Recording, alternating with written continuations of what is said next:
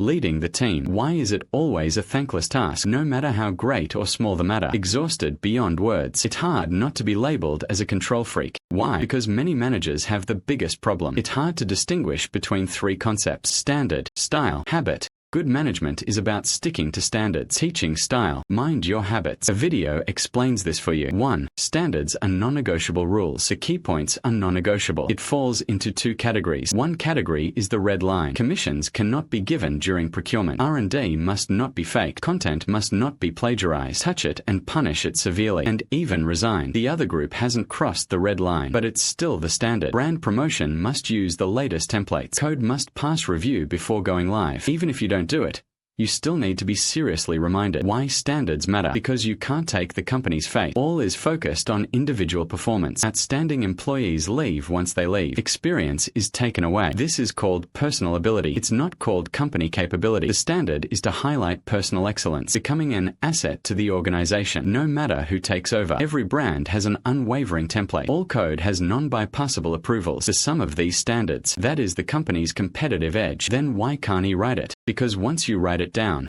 the standard becomes a suggestion. Today, you make an exception for Jong-san. Tomorrow, Lee Sai will have 1,000 reasons to come to you for an exception. Once the rules can be negotiated, all your time is spent on favors and excuses. On the other hand, standards must not be written. That's what it means to focus on the issue, not the person. Everyone is equal before the rules. The relationship above all else is actually simpler. So how do you determine whether something counts as a standard? It's simple. It all depends on whether he can write it down in plain white and black characters. I can write it down. Anyone else could do the same. This is the standard. I can't write it all down. It's all up to you to sit by and express your thoughts. Find the feeling. That's not a standard. That's called metaphysics. Take my small, rundown company as an example. I have always demanded that standards be put into words. In writing articles, many people complain. They say this thing can't be standardized. It depends on experience and intuition. But absolute standardization is impossible. It doesn't mean this matter. It should be a confusing account. You find a passage too stiff, then be clear. Shouldn't we use fewer adjectives? Adverb,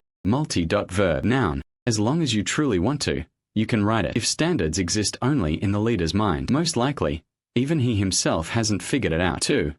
Methods to increase the probability of success through style. The key point is probability. It is highly likely to be effective, but it's not the only correct way. Meet with customers. Some people like to talk about relationships first to warm up the mood. Some people start by blaming the data to settle scores. Leading the team. Some people value rules above all. Iron-faced and heartless. Some called each other brothers. Human feelings come first. Are there any differences in strengths or weaknesses among these methods? No. As long as it doesn't cross the standard red line. Either way, it might also work. Standards address the bottom line. Style solutions are now online. What does that mean? Suppose a sales team has only standards. Record on time. No random quotes. Process compliance. That team definitely won't make mistakes, but he may not be able to win battles. Why? Because real business doesn't follow the usual rules. What should you do when dealing with unreasonable customers? How to deal with malicious price haggling from the other party? Rigidly sticking to standards won't solve these variables.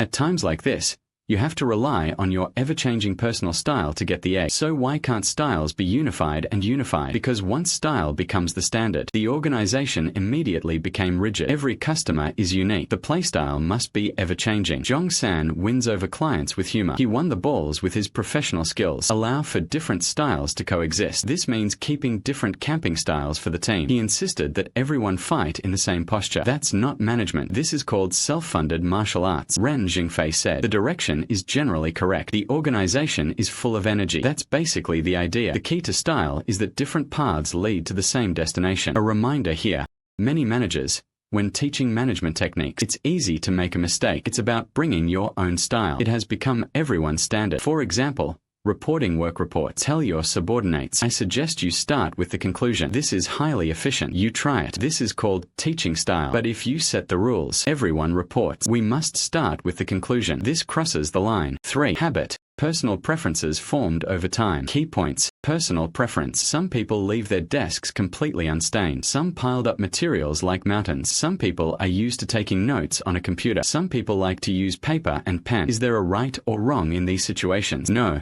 Habits are the least to manage. There is a lot of friction in intelligence. Purely a manager. He finds subordinates uncomfortable in their habits. Watch others write proposals. Just start writing without setting a framework. He wanted to stop it. Check your subordinates' work messages with a tilde. I just felt it wasn't steady enough. Once all their energy is spent on these trivial matters, not only was he physically and mentally exhausted, it's also easy to be labeled as a control freak. So treat it as a habit. The core is just 4 words. Each is well done in their own way. All 3 words were spoken. Finally, let's review it once more. The standard is for preventing offline connections. What matters is eye contact, not the person. Style is meant to rush online. What matters is that all paths lead to the same destination. Habits come from having fun. What matters is that each of us is well-being. So next time you want to meddle in someone else's business, don't rush first. Stop and ask yourself, I'm about to take care of it now. Ultimately, it is the standard. Style, or is it a habit? Deadly standard. Teaching style. Mind your habits. Let's encourage each other. Follow you run. Lowering the cognitive barrier for business.